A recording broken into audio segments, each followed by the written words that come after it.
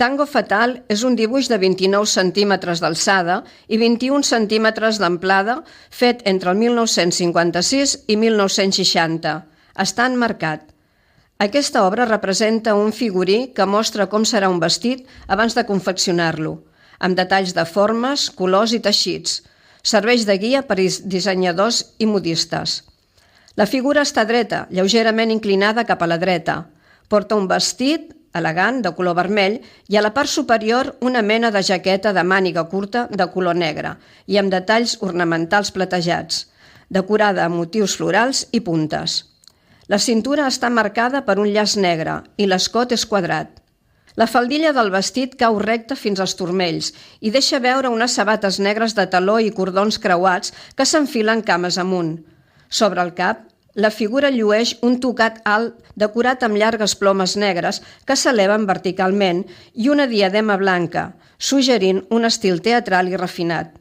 A la mà esquerra, la figura sosté un gran ventall de plomes negres, obert i molt voluminós, que aporta moviment i dramatisme a l'escena. El fons és clar, neutre, sense decoracions, fet que permet centrar tota l'atenció en el vestuari i la postura de la figura.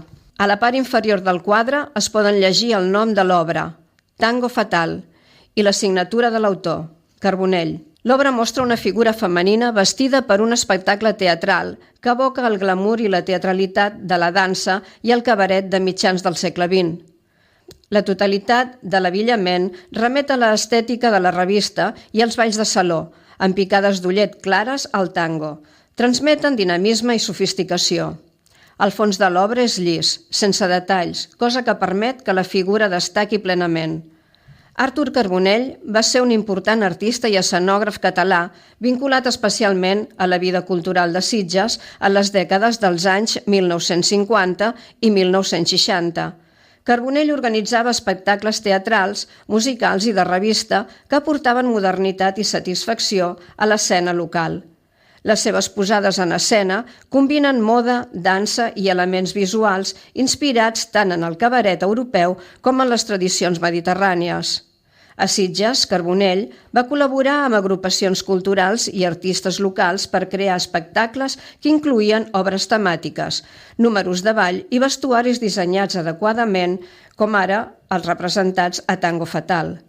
Les seves produccions eren conegudes per l'atenció als detalls, la integració de la música en viu i l'aposta per la innovació artística.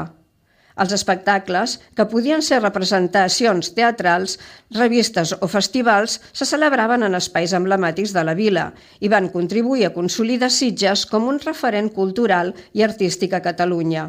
Tango Fatal recull l'esperit festiu, sofisticat i cosmopolita que Carbonell imprimia a les seves creacions escèniques, fent patent el paper que va interpretar en l'evolució artística de Sitges en el segle XX.